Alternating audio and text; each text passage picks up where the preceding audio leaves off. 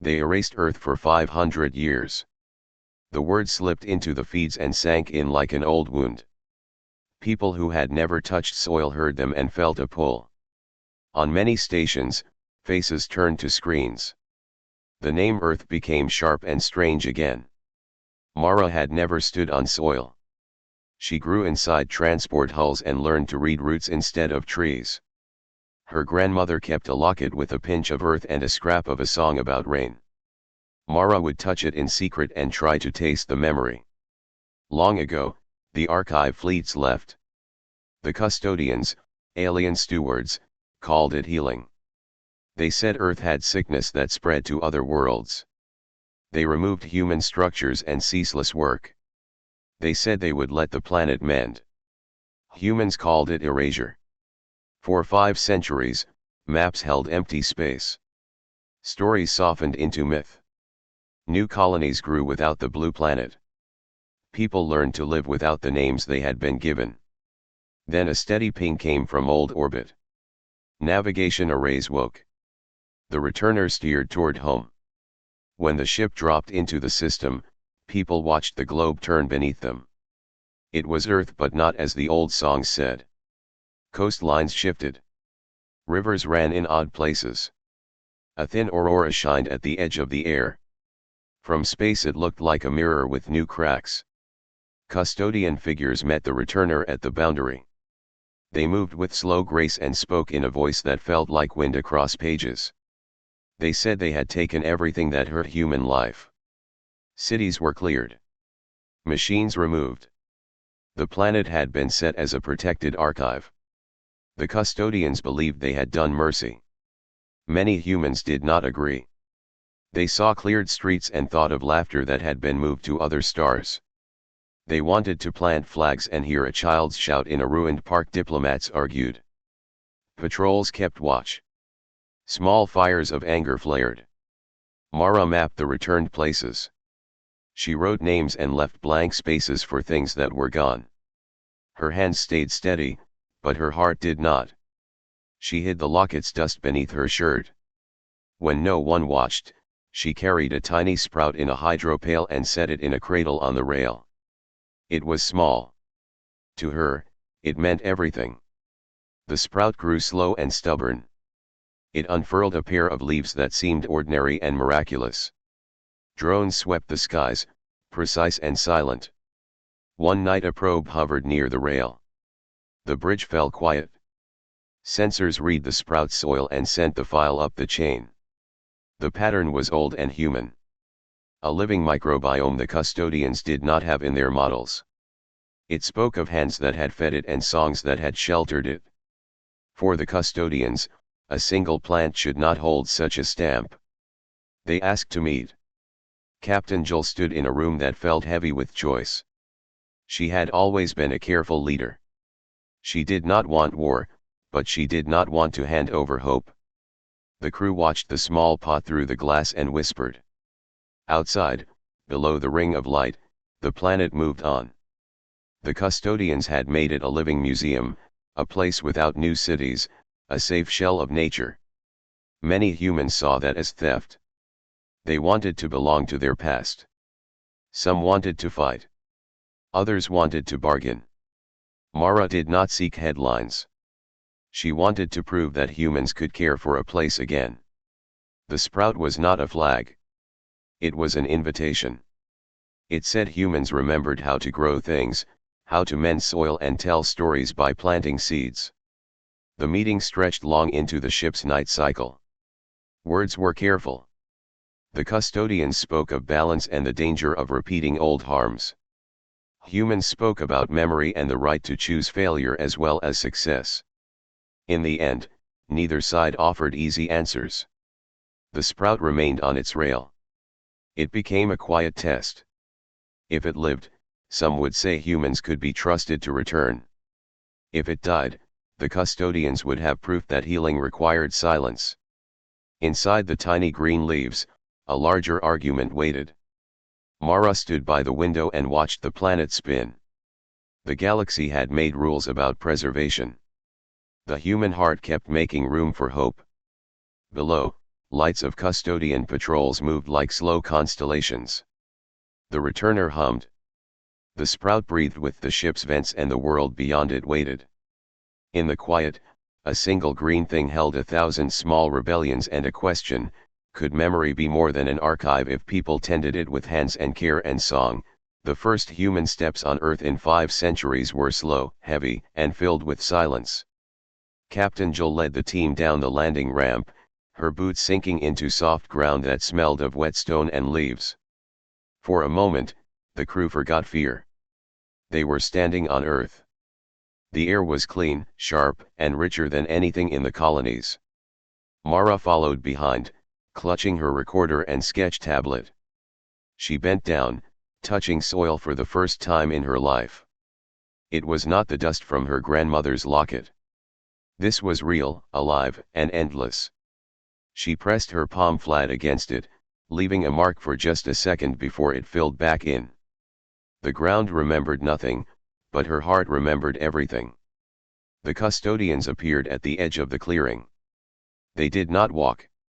They glided, like mist that had learned to carry itself. Their bodies were made of pale, flowing lines, as though they had been drawn in the air by an artist who never lifted the pen. When they spoke, their voices came in chords, soft, echoing, impossible to mistake for human. "You may touch," they said, "but you may not stay." Joel's jaw tightened. The crew shifted uneasily. Some wanted to argue, others wanted to shout. Instead, Joel asked the question that burned inside all of them. "Why did you erase us?" The custodians gave their answer in calm tones. They said Earth had been falling into ruin. Wars, pollution, endless extraction. They had taken it away to protect it from its own children. In their eyes, humans were reckless heirs who needed time apart before being trusted again. Mara listened, but her chest felt tight. She wanted to scream that no alien could measure a grandmother's lullaby, or a child's first step, or the warmth of 2 hands sharing bread. Erasure might save rivers, but it killed memories. The custodians lifted their arms, and images filled the air like painted clouds. Forests grown tall, oceans clear, skies unbroken by smoke. To them, this was proof of success. They believed they had saved Earth. But to Mara, the pictures hurt. They showed a world without people, a story missing its voice. The team returned to the returner that evening with heavy hearts. Some argued that maybe the custodians were right. Maybe humans had lost the right to Earth. Others spat at the idea. They swore that no matter what the aliens said, Earth was theirs by blood and by story. That night, Mara sat alone in her quarters, holding the little sprout she had hidden. Its leaves had grown a bit wider, catching the faint glow of the ship's lights.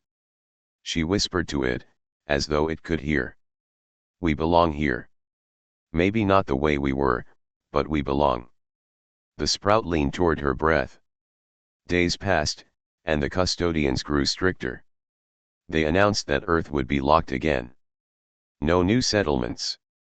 No new planting. Humanity could visit as guests, but never as owners. They called it the final preservation. This decree split the humans. On stations and colonies, protests spread. Some demanded war. Others pleaded for patience. Old songs about Earth became battle chants. Images of the sprout Mara tended, shared secretly by the crew, began to move across networks. To some, it was proof humans could still grow. To others, it was a symbol of rebellion that would lead to war. Captain Jill felt the pressure building. The Diaspora Council demanded action. The custodians warned that resistance would mean storms and floods shaped by their vast machines.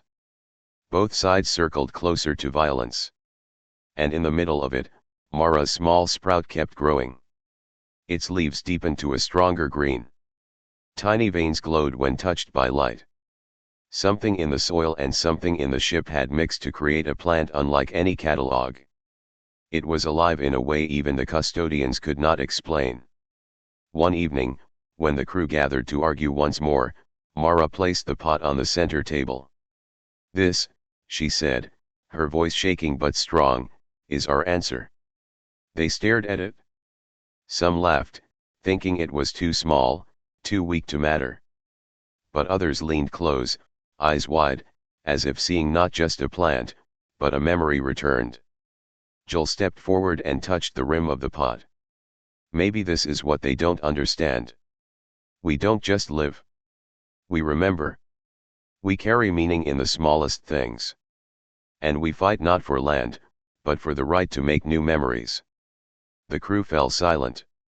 Outside, Earth turned, silent and waiting. Far above, custodian ships drifted like pale guardians. They had power enough to shatter mountains.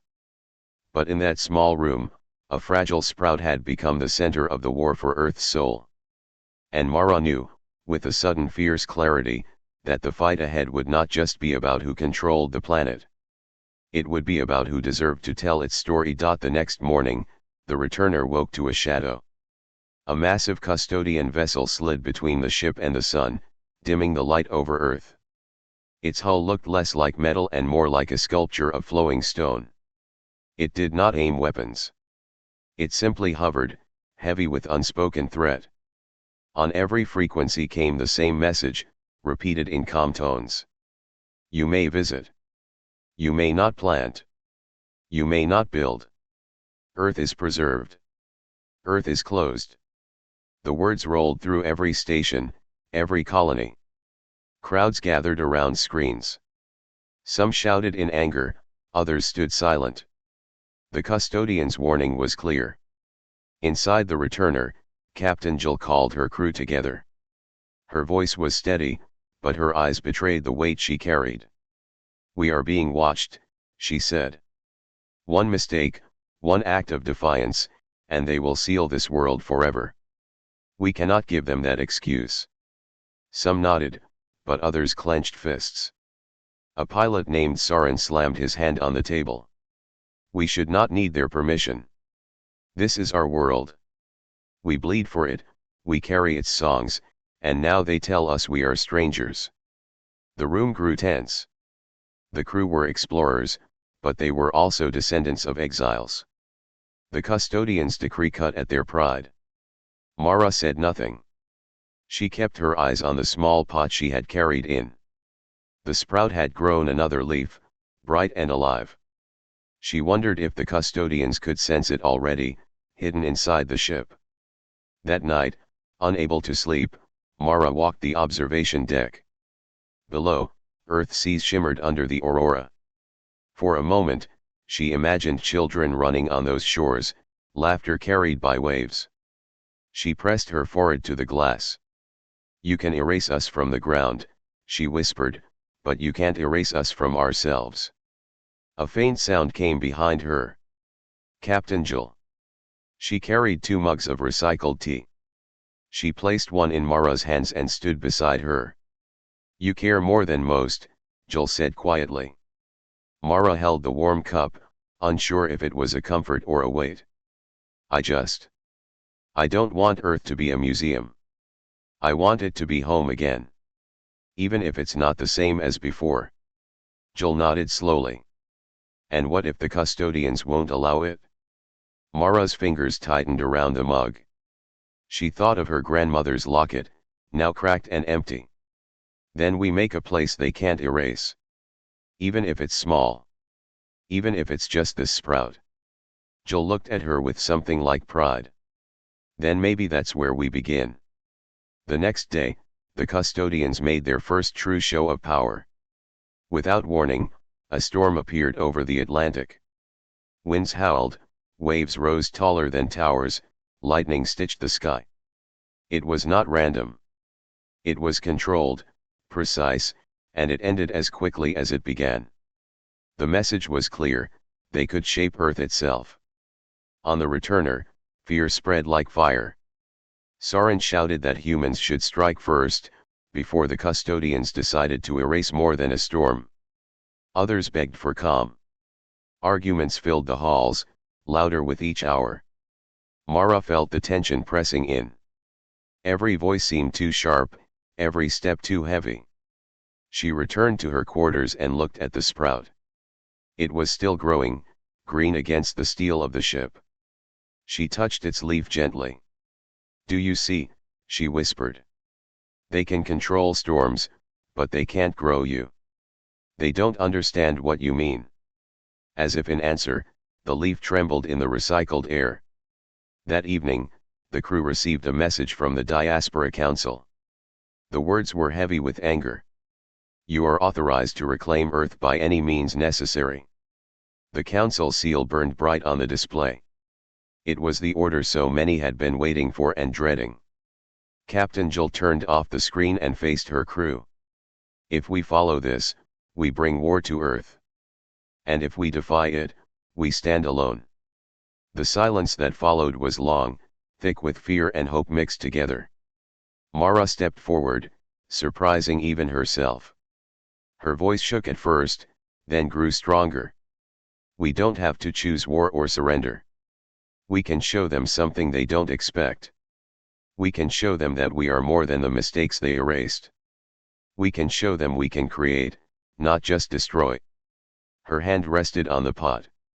The sprout's leaves caught the light, glowing faintly. Jill looked at her, then at the crew. Maybe Mara is right. Maybe this plant is more dangerous than any weapon.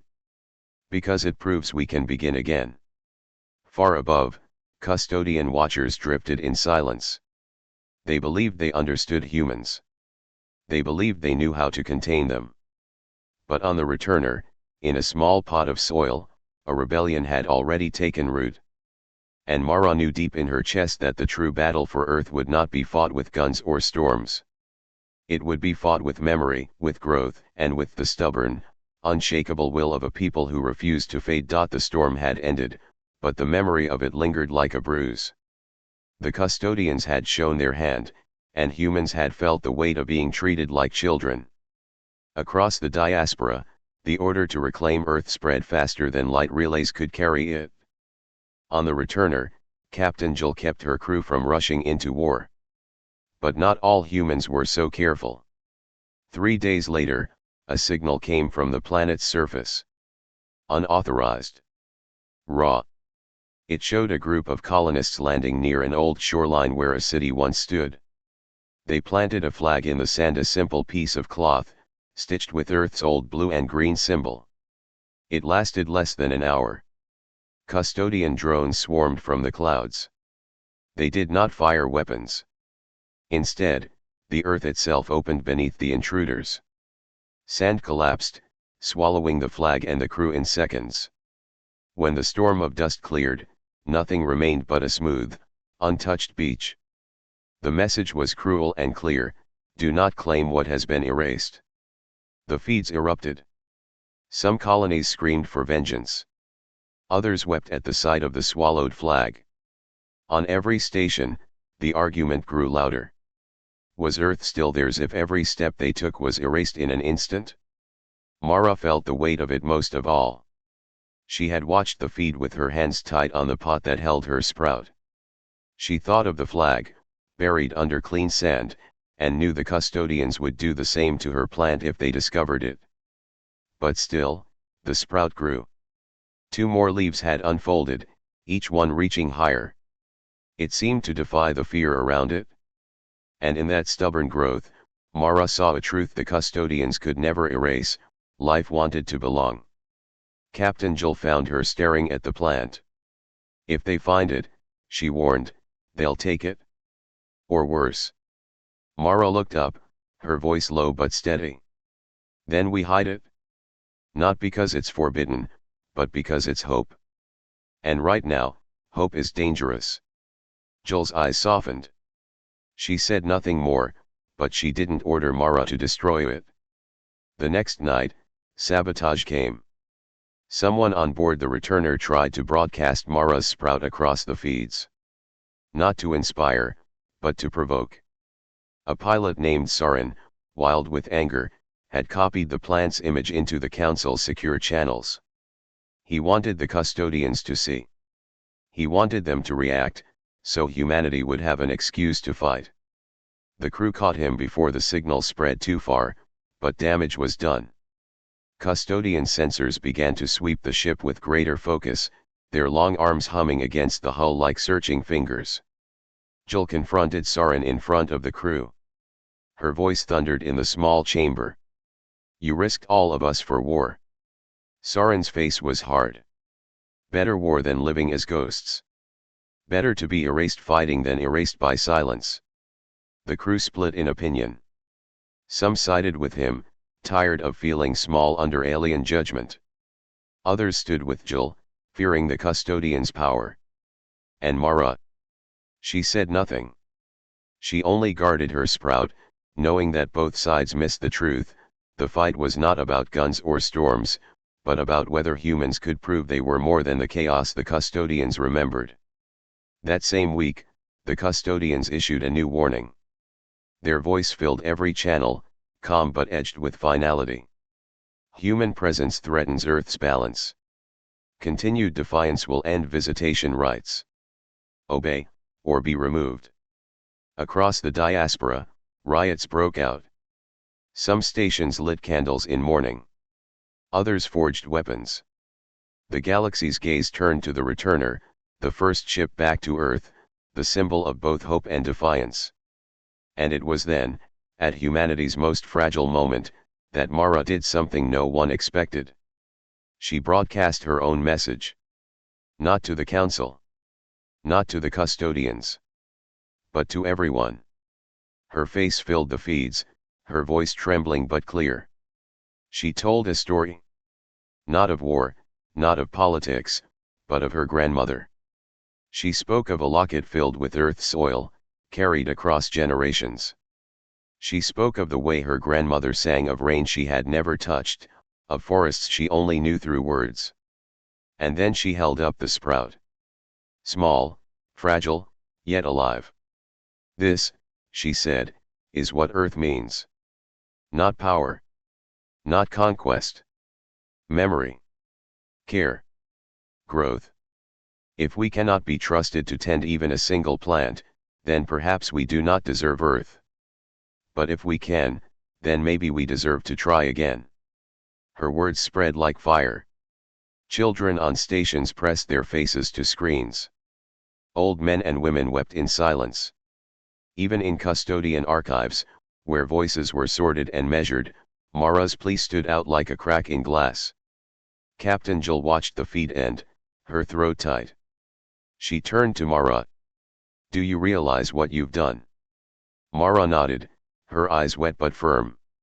"Yes. I've given them a choice. Not between war and surrender. Between forgetting and remembering."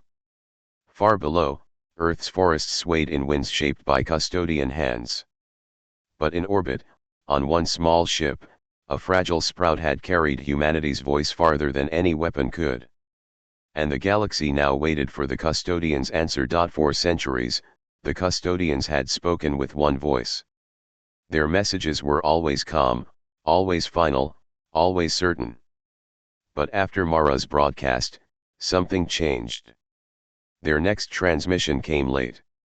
When it arrived, the words sounded unsettled. Human expression noted. Decision pending. That was all. Short. Hesitant. And for the first time in memory, the custodians admitted to doubt. On stations across the diaspora, people erupted in cheers. Some believed the custodians were finally listening. Others scoffed, saying hesitation was only another tactic to control. But no one could deny it. Mara's voice had pierced their perfect unity. Inside the returner, the crew argued again. Soren slammed his fist against the wall. "They hesitate. Good. That means they're weak.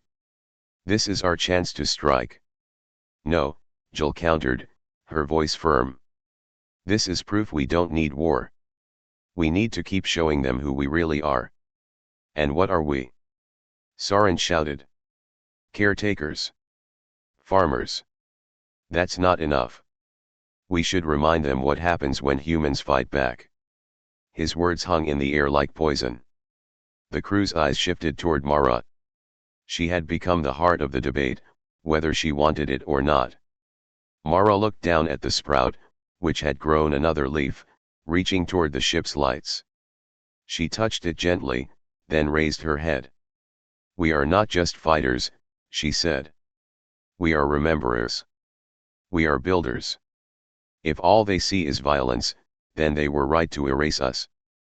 But if they see this," she lifted the pot, the green leaves trembling, "then maybe they'll understand what they erased was not just destruction, but love." The room fell silent. Even Saren's anger lost its edge. That same day, a strange thing happened. A custodian envoy arrived. Not a vast ship of stone and light, but a single figure, small compared to their usual size. It drifted into orbit and requested entry to the returner. Jill hesitated. Letting one of them aboard could be a trap. But curiosity, and perhaps hope, outweighed the danger. She gave permission. The envoy glided into the meeting chamber. Its form shimmered like liquid glass, faintly glowing. Unlike others, it did not speak in cold chords. Instead, its voice was softer, almost curious. "I am called Alphys," it said. "I have studied your broadcast." The crew exchanged glances. Never before had a custodian given a name. Alphys turned toward Mara. "You speak of memory. You speak of care. These are not traits we associated with your kind. Show me this plant." Mara's hands trembled as she carried the pot forward. The sprout looked impossibly small before the tall, glowing figure. Alphys leaned close, light flickering across its glass-like skin. "This life is not in our records," it whispered. "It grows beyond our calculations." Mara met its gaze. "Because it carries more than data. It carries us." For a long moment, Alphys said nothing. Then it rose, taller, brighter. "Perhaps, we have misjudged." The custodians did not move as one after that. Some denounced Alphys, declaring that humans were manipulators, skilled at twisting emotions into weapons. Others, however, began to question.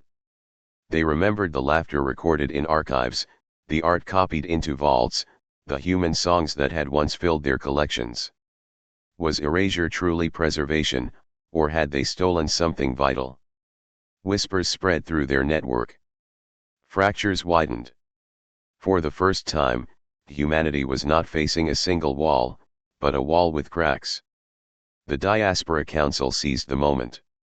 They sent fleets toward Earth, not to attack, but to circle, to show presence. Custodians responded with their own ships, massive and silent. The skies above Earth became crowded, a standoff written in steel and stone. One spark could ignite war. Inside the returner, Mara sat with Alphys. She told it stories not of battles, but of small things. Of bread baking in ovens, of hands planting seeds, of children drawing with chalk on stone. She spoke simply, without grand speeches, just truths carried through memory.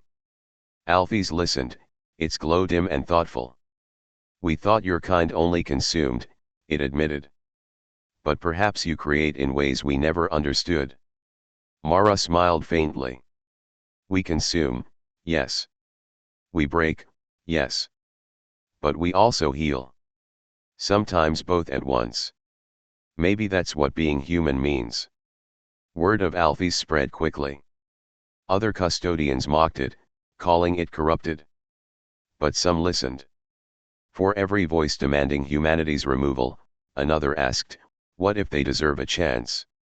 The galaxy held its breath. Captain Jill called her crew together once more. "This is our window. We must propose something the custodians cannot deny, and humanity cannot ignore. A place on Earth, small, but shared. A test. If we fail, they close the door forever. If we succeed..." Her eyes moved across the room, resting on Mara. "If we succeed, Earth begins to remember us." Mara nodded, her hand resting on the pot. "Then let's give them a reason to believe." Above, fleets circled. Below, forests swayed. Between them stood a fragile sprout, a human voice, and a custodian who had dared to doubt. And in that fragile balance, the future of Earth waited. The proposal was simple, yet dangerous. One valley on Earth, left untouched for centuries, would be given to humans. Not the whole world, not the cities, not the oceans. Just a single valley.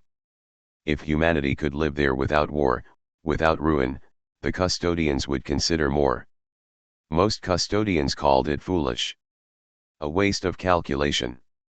Others whispered it was a chance to test humanity without risking all. For humans, it was more than a valley. It was the first step home. The chosen place lay between two mountains, where rivers cut through green fields and wildflowers painted the slopes. Long ago, a human village had stood there. Only stone foundations remained, cracked and covered in moss. Birds nested in them now, unaware of the weight of history. Mara, Jul, Sarin, and the crew of the Returner were chosen to land first. As their ship descended, Mara pressed her face against the glass, her breath fogging the window. "This," she whispered, "is what we were meant for." The Returner settled on a meadow, its landing struts crushing grass that had grown for centuries without a footprint. When the ramp lowered, the crew stepped out slowly, reverently. Some fell to their knees, pressing their hands into the soil. Others wept openly. Sarin, who had always demanded war, stood stiff, but even he bent down and touched the earth, his jaw tight with emotion. Mara carried the sprout in her arms. She knelt by the ruins of the old stone walls and placed the pot on the ground. "Grow here," she whispered. "Grow for all of us." But peace did not last long. Two groups watched the valley with suspicion. From the sky, custodian hardliners orbited above, their great ships silent, their lights cold. To them, this valley was proof of human cunning. They believed the sprout was not a symbol, but a weapon. And from the shadows, a human faction approached. They were extremists, survivors hardened by centuries in the diaspora, who believed compromise was betrayal. To them, sharing a valley was weakness. They wanted Earth back fully, not in pieces. The valley was no longer just a test. It was a spark waiting for fire. The first night, the crew built small shelters from wood and stone. They lit a fire, the first human fire on Earth in 500 years. Its smoke curled into the sky, seen from orbit, seen from the hills, seen by everyone watching. Around the flames, Mara told stories not to the custodians, not to councils, but to her own crew. She spoke of her grandmother's tales of rivers and bread, of children who chased each other through fields of wheat. The flames reflected in her eyes as if the past itself had returned. Alphys, the custodian envoy, stood nearby, its glass-like body glowing faintly. It listened quietly, storing every word. For the first time, a custodian warmed itself near human fire. Days turned into weeks. The sprout grew taller, its leaves wider, its stem strong. Mara and others tended it carefully, building a small garden around it. Each seed they planted was like a memory brought back to life. But at night, they heard whispers in the dark. Unmarked beacons flashing in the hills. Strange footprints near the camp. Someone else was there. Captain Jul doubled the watches. Sarin sharpened his blade, muttering about cowards and traitors. Mara, though afraid, kept working in the garden. "This valley must live," she said. "Even if we don't." Then it happened. On the 21st night, the extremists struck. They came from the hills, masked and armed, shouting, "Earth is ours." No compromise. Arrows and firebombs lit the sky. The shelters burned. The crew scrambled to defend themselves. Mara clutched the pot, shielding the sprout as flames roared around her. Sarin fought fiercely, his rage finally finding release. Jul barked orders, pulling crew members back into formation. And then a light cut through the night. Alphys descended, its body glowing like a small star. It raised a hand, and a barrier of energy shimmered between the attackers and the camp. The extremists stumbled, blinded, terrified. "You fight your own kind." Alphys' voice thundered, deep and sorrowful. "You would burn what little you are given." The raiders fled into the darkness, leaving only smoke and ashes behind. Silence fell. The crew stood among the ruins of their shelters, coughing, bruised, shaken. But the garden remained. The sprout, though singed at its edges, was alive. Mara sank to her knees, tears streaming down her face. She pressed her forehead against the soil. "Thank you," she whispered to the plant, to Alphys, to the land itself. Soren sheathed his blade, his voice hoarse. "Maybe you were right, Mara. Maybe we fight too quickly." Alphys dimmed its light, looking down at the sprout. "Perhaps the greatest test is not whether you survive the custodians, but whether you survive yourselves." The valley was scarred, but not broken. Humanity had been tested, not only by alien eyes, but by its own fractured soul. And still, the garden grew. The question now was whether the galaxy would let it. The Valley of First Return did not stay secret for long. Across the diaspora, every colony, every station, every drifting ark knew of it within weeks. Some cheered. Some wept. Others clenched their fists in anger. On a mining station orbiting a dead sun, old veterans raised cups of recycled water and whispered, "We are home again." On the harsh ice plains of Titan's colonies, children carved valleys into snow and pretended they were running through green grass. But not everyone celebrated. There were voices in the shadows, voices that said, "This is a trick. The custodians are baiting us. We must strike before the trap closes." Even among humans, unity was a fragile thing. The custodians themselves fractured further. One faction, led by Alphys, argued for patience. They said humanity had shown growth, that a single sprout was more powerful than 1,000 weapons. To erase it now would be to erase the very lesson they had been tasked to learn. But the hardliners grew louder. They whispered in the great councils of light, "A valley is not enough. They will spread. They will multiply. The seeds they plant are not only in soil but in minds. If we wait, Earth will belong to them again. We must end this before it grows." Their words spread like cracks in glass. On Earth, the returners' crew worked to rebuild. The shelters destroyed by fire became stronger, their walls reinforced with stone. The garden grew wider, watered by streams and guarded by watchful eyes. Mara moved among the plants like a mother tending children. Each leaf she touched seemed to stand taller, greener, as if the land itself remembered her. Alphys often watched in silence, storing the scene. "When I return to my kin," it said one evening, "I will tell them of this. Of you. Of what I saw when humans did not destroy, but healed." Mara smiled faintly. "And will they believe you?" Alphys' glow dimmed. "Belief is not their way. Proof is." Then came the warning. A coded signal, intercepted by Joel's crew. It was brief, jagged, and frightening. Erasure protocol initiated. 72 hours. Target, Valley. The crew stared at the words as if the letters themselves could burn. Soren cursed loudly, punching the wall until blood smeared across his knuckles. "I knew it. I told you they'd never let us have this." Joel's voice was steady, but her eyes were hard. "If this is true, they plan to wipe the valley from existence. Every stone, every sprout, every memory." Mara clutched the pot, where the sprout had now become a young tree, its roots stretching deep into earth soil. Her voice broke as she whispered, "We can't let them erase it again. Not after all this." The crew gathered in council. Their options were grim. To fight the custodians outright would mean annihilation. Their weapons could not pierce the ships of stone and light.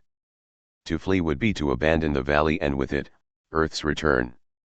But Jill, calm as always, saw a third path. They want to erase the valley. Then we must make it impossible. We must make the whole galaxy see it before they strike. If billions witness what grows here, the custodians cannot erase it without revealing their fear. Sauron growled, but nodded. Then we broadcast. Not to their councils, not to leaders. To everyone. To miners, to farmers, to children. If Earth is ours, it must be remembered by all. So they began. Alfie stood with them, risking exile, even destruction, for defiance against its own kind. Its body became a beacon, amplifying signals far beyond human reach. Mara told stories again, this time not only for her crew, but for the stars. She showed the tree, its branches reaching for the sky. She spoke of the valley, of the soil, of the fire that had burned but not broken them. Her words were simple, but they carried weight. They carried truth. Across the galaxy, screens flickered. Colonists paused in their work. Children gathered around glowing monitors. Soldiers in trenches stopped to listen. And everywhere, the valley appeared green, fragile, alive. The custodian hardliners panicked. Their councils roared with anger. Erase it now, some shouted. It is already too late, others warned. If we destroy it, we prove their story true. And so the fracture widened. The custodians, once a single will, now stood divided. Back in the valley, Mara sat beneath the young tree, her hand pressed to its bark. She whispered as if speaking to the earth itself, they may erase us again. But now we are remembered. Alfie stood nearby, its light flickering like a candle in the wind. Perhaps memory itself is the shield you needed all along. Above them, custodian fleets gathered. Human ships rallied. The sky filled with silent tension. The valley waited. Would it survive? Or would it burn again? The countdown began the moment the message was intercepted. 72 hours until erasure. In that time, the custodians would unleash their most terrible weapon, a beam of white light that could wipe not only stone and soil, but memory itself. Entire worlds had been removed this way. The valley would not just die, it would be forgotten, as if it had never existed. But this time, humanity knew the strike was coming. And they refused to be silent. Within the first 12 hours, Mara's broadcast spread like wildfire. The valley appeared on every colony screen, every ship's terminal, every worker's console. Children pointed at the green fields and laughed, seeing Earth for the first time with their own eyes. Old men and women wept, whispering, "Home." In the crowded tunnels of asteroid mines, rough-handed workers carved leaves into the rock walls. On barren desert worlds, families planted seeds in dry soil, hoping against hope that something green might rise. The valley had become more than a place. It had become a symbol. But symbols alone could not stop custodian weapons. The hardliners pressed forward, their fleets aligning above Earth like a curtain of fire. In orbit, human ships gathered as well. Fragile compared to the custodians' vast constructs, but fierce in their determination. They were cargo haulers turned into warships, mining vessels fitted with cannons, refugee arcs armed with shields of desperation. From the ground, the valley crew watched the sky fill with shapes of steel and light. To Mara, it looked like two storms circling each other, waiting to collide. 48 hours remained. Captain Jill stood before her crew. If they strike, we cannot stop it. But we can make sure the valley endures in memory. Every second, every heartbeat must be shared. If we fall, the galaxy must carry this place forward. Sauron scowled, gripping his blade. I say we fight. Better to die with blood in our hands than wait for them to erase us like children's drawings in sand. Mara shook her head. No. If we fight like they expect, we prove their fear true. We must show something stronger than rage. Her words silenced the room.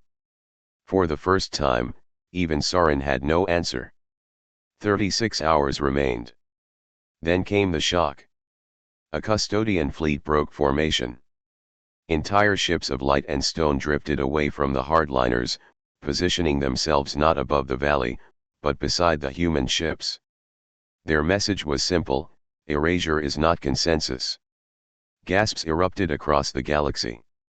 Custodians had never disagreed openly, never shown division in the stars. And now, before all eyes, they fractured. Alphys stood taller, its glow bright with pride. The valley has already changed us. Even if you fall, you have undone our unity of silence. 24 hours remained. On Earth, the valley crew worked tirelessly. They built markers of stone, carved names into rock, sang songs into recorders. They knew the custodians might still strike, but they wanted the memory to be indestructible. Mara spent the night beneath the young tree, her hand resting on its bark. She whispered to it as if it were a child, "If they take us, remember. Grow again, even in ashes." The leaves trembled in the wind, as if answering. 12 hours remained. The extremists who had once attacked the valley returned. But this time, they came without weapons. They fell to their knees before Mara and Jul. Their leader, scarred and bitter, lowered his head. "We were wrong. If Earth is to be ours, it must be like this. Not through fire. Through roots." For the first time, unity flickered fragile, but real among the scattered children of Earth. 6 hours remained. The custodian hardliners gave their final ultimatum: surrender the valley. Evacuate. Or be erased. The reply came not from Jul, nor from Mara, nor even from Alphys. It came from 1,000 voices across the galaxy, human and custodian alike, speaking in unison through the network of signals. No. 3 hours remained. Above Earth, the sky burned with waiting weapons. On the ground, the valley crew gathered around a young tree. Mara's heart pounded as she looked at her friends, her people, her home. "If they strike," she said softly, "stand together. If they don't, then we have begun something greater than we dreamed." Jul clasped her shoulder. Sauron stood at her side, his blade lowered, his rage finally turned to resolve. Alphys glowed brighter than ever, its voice firm. "Then let this valley be witness. To your courage. To your memory. To your refusal to fade." 1 hour remained. The custodian hardliners gave the final command. The great weapon began to charge, a sun gathering between their ships. Light brighter than dawn spread across the sky. The valley held its breath. Humanity held its breath. Even the galaxy seemed to fall silent. Would the valley of Earth survive the strike? Or would it vanish into nothing once more? The weapon above Earth was a false sun. It grew brighter with every passing second, a ball of white fire drawn between custodian ships. It was not light meant to warm, but light meant to erase. In the valley, the crew of the returner stood together, their shadows stretching long across the grass. Mara held the young tree in her arms, cradling it as if she could shield it with her body. Sauron gripped his blade, though he knew it would not matter. Jul stood tall, eyes locked on the burning sky. Even Alphys trembled, its glow flickering like a candle about to go out. "If they fire," it whispered, "nothing will remain. Not you. Not me. Not even memory." The valley was silent. The galaxy was silent. All waited for the moment. And then the strike fell. A column of white fire screamed down from the heavens, wider than mountains, brighter than 1,000 suns. It tore through clouds, through air, through sky itself. The valley was swallowed in blinding light. Mara closed her eyes, holding the tree. She expected only nothingness. But nothingness did not come. Instead, the light shattered. It struck something unseen, not stone, not steel, but something deeper. The ground itself seemed to resist, the air itself seemed to bend. The valley did not burn. It glowed. Roots spread beneath the soil, glowing like veins of fire. The young tree in Mara's arms shone with impossible brilliance, its leaves scattering sparks of green light. The erasure beam struck harder, but the light of the valley only grew brighter. Alphys gasped, its glass-like body trembling. This is not human. This is the world itself remembering. The custodians above faltered. Their perfect weapon, the one that had erased 100 worlds, had failed. All across the galaxy, people saw it. On every screen, every terminal, every fragment of broadcast, the image appeared, the valley, still standing, bathed in light that turned the night into day. Miners wept. Farmers dropped their tools. Children shouted with joy. Even custodians, watching from distant fleets, whispered in awe. The erasure failed. In the valley, Mara slowly opened her eyes. She looked up at the young tree, its trunk glowing, its branches stretching taller than seemed possible. The light that poured from it was not destructive, but alive. It remembers, Mara whispered. Earth remembers us. Jill fell to her knees, tears cutting down her face. Sauron dropped his blade, staring at the tree with wide eyes. For once, he had no anger left, only wonder. Above, custodian hardliners shouted in panic. This cannot be. Their world resists. Strike again. Erase them. But others among the custodians began to rise in defiance. No. Enough. If their world remembers, then perhaps it was never ours to take. For the first time, custodians turned their weapons on each other. Light clashed with light above the earth, great ships of stone and fire colliding in the skies. The galaxy watched, stunned. Humanity had not fired a single shot. Yet the erasure was broken, and the custodians were no longer one. In the valley, Alphys staggered, its glow unstable. You have done what no species has done before. You have survived not through war, but through memory. Through roots. Mara touched the tree's glowing bark. Not just us. The earth itself refused to fade. The second beam never came. The hardliners, shattered by rebellion from within, scattered. Some fled. Some were destroyed by their own kin. And in their silence, humanity stood unbroken. The countdown ended. Not in fire. Not in erasure. But in life. The young tree in the valley glowed softer now, its light fading to a gentle green. But its roots were deep, unshakable. It was no longer just a plant. It was proof. Proof that Earth remembered, proof that humanity endured, proof that no erasure could truly erase what lived in the heart of its people. Across the galaxy, voices rose. Earth lives. We will return. Humanity refuses to fade. The custodians, once masters of silence, now faced a truth they could not erase. The species they had tried to wipe away had written themselves into memory so deeply that even the world itself remembered. And in the valley of first return, Mara looked up at the stars and whispered. We are home. The erasure had failed. The custodian fleets that once moved like a single hand now floated in pieces, fractured by doubt and rebellion. Their perfect silence had been broken, and with it, their power. Humanity did not win through force. They won through memory. Through roots. Through the valley that refused to vanish. In the weeks that followed, the Valley of First Return became a pilgrimage site. Ships from across the diaspora landed carefully on its edges, their crews stepping out with reverence.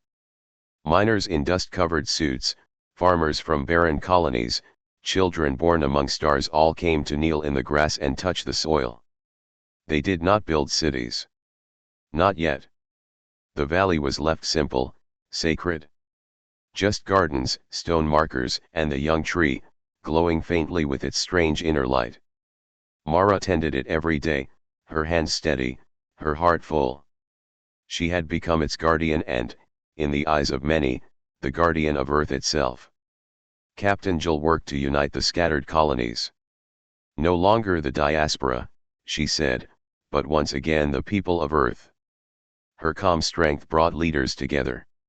For the first time in centuries, humanity spoke with one voice. Sauron, once a man of endless rage, became the valley's shield. He trained volunteers in defense, teaching them to fight if they must but also teaching restraint. He carried his blade still, but it was no longer for vengeance. It was for protection. Alphys remained too, though its kin demanded its return. It chose instead to walk the valley in a body of light, an exile among humans. I will stay until I understand, it said. Until memory becomes part of me, as it has of you. Across the galaxy, custodians argued still. Some called for war, demanding Earth's final destruction. Others withdrew, uncertain, their logic shattered. A growing faction, inspired by Alphys, began to question the purpose of erasure altogether. Humanity had not only survived. They had changed their enemy. 1 year later, the valley had grown wide. The single young tree was no longer alone. Gardens flourished, streams were guided into irrigation, old stones were reshaped into homes. The valley sang with laughter, footsteps, and firelight. But the people did not rush. They remembered the lesson. Earth was not theirs to conquer again in greed. It was theirs to remember, to heal, to honor. Every planting was done with care. Every stone moved with thought. The scars of fire from the extremist attack remained, left untouched as a reminder of what could be lost. On the anniversary of the failed erasure, Mara stood beneath the tree, now taller than a house. Its branches reached far into the sky, its leaves glowing faintly at night. Before her stood thousands humans, custodians, even other species who had watched from afar. All had come to witness. Mara's voice carried across the valley, steady and clear. They tried to erase us. They erased even the memory of our home. But we remembered. We carried Earth inside us. And when we returned, Earth remembered us too. This valley is not just soil and roots. It is proof. Proof that no power can erase what lives in the heart of a people. Proof that we are more than survivors, we are returners. And we will not fade. The crowd erupted in cheers, tears, songs. Across the galaxy, the words were broadcast again. The custodians, for all their power, could not erase the valley now. To strike it would mean striking at every species that had seen its light, every voice that had carried its story. And so, though some still whispered of war, most remained silent, watching, waiting. The balance of the galaxy had shifted. Humanity, once scattered and broken, now stood as a symbol not of destruction, but of endurance. That night, as stars glittered above, Mara sat beneath the great tree. Alphys stood beside her, its glow soft, almost gentle. "Do you know why the strike failed?" Mara asked quietly. Alphys tilted its head. "Because the earth remembered." Mara smiled faintly. "Because we remembered. We planted more than seeds. We planted ourselves. Roots are stronger than fire." Alphys was silent for a long time. Then it whispered, "Perhaps we were never meant to be your custodians. Perhaps you were meant to be ours." The valley slept. The stars watched. And in that quiet, humanity's story turned a new page. They had returned. They had endured. And they would not fade.